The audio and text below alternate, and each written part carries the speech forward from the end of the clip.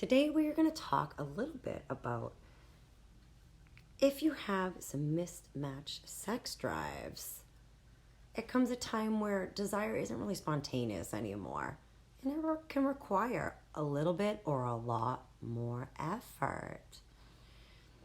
There can be two different key types of desire. The desire is spontaneous, it's new in the relationship, in that enchantment phase. It's fun and it's action taking and it's invigorating, right? And then the desire that responds to an invitation to show up and allowing each other to get aroused. This isn't really talked about too often. Physical arousal actually will start to cultivate arousal and then cultivate a deeper connection. Another thing is it's very common in any relationship that have a lower desire partner and then have a higher desire partner. It is not fixed. Sometimes a low desire partner becomes a high desire partner, or it changes over time. These things that can come in, it can be health issues, can be dynamics changing, work, stressors. These things happen and it is normal. So many different things can impact our level desires and our feelings for sex and towards our partners in general. It's something just to keep in mind. When it comes to cultivate that desire and you put your effort and energy into it, it's so much more fulfilling, passionate, and satisfying for both of you, even before when it was more spontaneous. So it's okay if you're finding yourself in a lower desire state or in a higher desire state. Please don't give up on creating the sex life and the intimacy, passion, connection that you truly crave. So what to do if you are the higher desire partner or the lower? Both can be equally frustrated. I have been both. It's heartbreaking and frustrating. And I understand. It's okay to experience those feelings of rejected or that you're not enough. And these roles can go back and forth. This is where you're accepting yourself at the same time. First, let's talk about the low desire. The low desire partner needs to be honored where they are, not rushed or pressured or be demanded upon to fulfill this. This is a very tricky part for the higher desire partner to understand and sit with that. So what does it mean? To honor the lower desire partner and not pressure them and not rush or judge. It means meeting them where they are at, genuinely. Forget the expectation that it will lead to it. Without the expectation that I do this, they'll get hard or wet or horny or lead to sex. Easing into it, letting them know that they are seen and you care about them and you accept them where they are. Acceptance does not mean quitting or this is as good as it's going to get.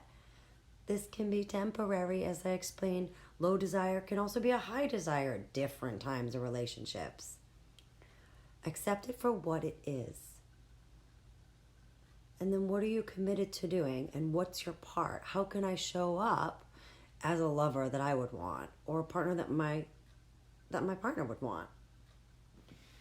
Often in a long-term relationship, it doesn't look the same as in the beginning or even last month.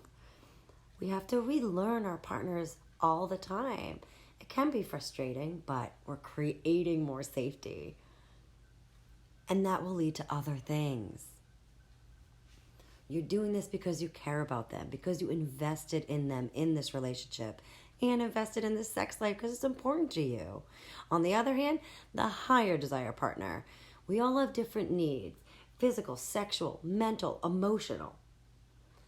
This is not about numbing them or try to tone them down and judging them or turning them away and repressing all of that.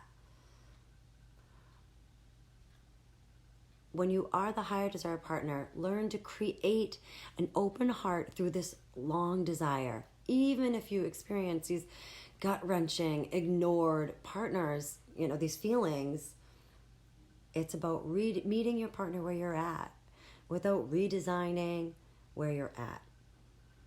I understand it can feel hard to negotiate and find this middle ground, but you can both be satisfied. You can both be satisfied. Just being open. This is where communication comes into play again, right? So when it comes to the physiological aspect of a higher desire partner's needs, if you don't have one, or if you are one, a self-pleasure ritual is really important to stoke your own personal sexual desire without numbing that part away or repressing it and maybe looking at it like it's not important. Your sexual aliveness is about you. Your sexual aliveness feels everything. If that part is suffering, I guarantee others are. Other parts of you are.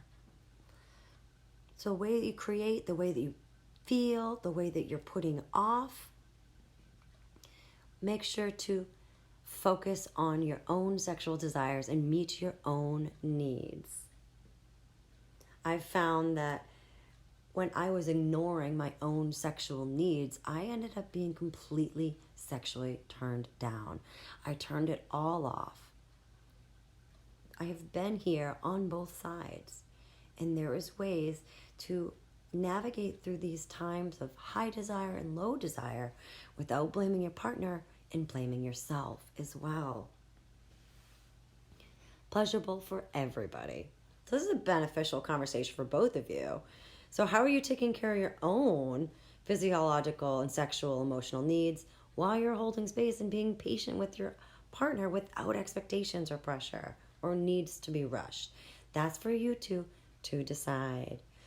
Then when you're both ready to put intentional effort into this part of the relationship, there's a couple things you can do. Have ongoing erotic communication about your fantasies, your kinks, and your desire. You can't assume that your partner is in the same things as they were before. We are not fixed. We are ever-changing beings, as well as our desires, just like our taste buds. And it's okay if this is a lot to process. Feel free to pause this and come back to it. And it can be overwhelming to think, wait, I thought I already knew what they wanted. Now it's different. Ongoing communication and the openness and the understanding and acceptance that things do change, and you want them to meet you in the place when things change for you, right? So let's gift that to your partner as well, and you will get that back in return. So the great news about this is you get to create something new and exciting, fresh, over and over again. So shifting the way you look at it can really change everything. The energy you show up in your conversation, absolutely. You're going to want to carve out time for sensual or sexual play. It's not going to pop up on its own. Responsive desire does not happen on its own. You have to show up for it with the intention of creating it. Doesn't mean you show up to intend to have like the regular sex.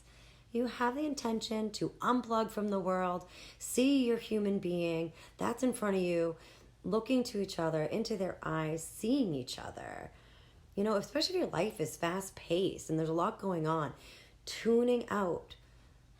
We can sometimes take for granted what's right in front of us. We can create this sexual tension too through extended foreplay. We could sext. You can leave little notes. This is something that you and them explore and get comfortable with for you on your own. The foreplay doesn't need to begin 5, 10, 15 minutes before penetration. It begins the moment that sex ends or aftercare as well. This is a stoking the fire and embers being hot. Just so when you don't go back to strike the fire, you got some cold coals. You're always going to have this heat, right? So Then we have introducing, new positions, new kinks, new ideas into it. Keeping things spiced up, keeping them fresh and exciting. This can be cherry on top type of deal. That's why it's at the end of this list. Without the other ones, it doesn't necessarily stick without the beginning part of this training. When you're integrating all of these together, when you want to begin cultivating this new sex life experience for you and your partner. Happy cultivating!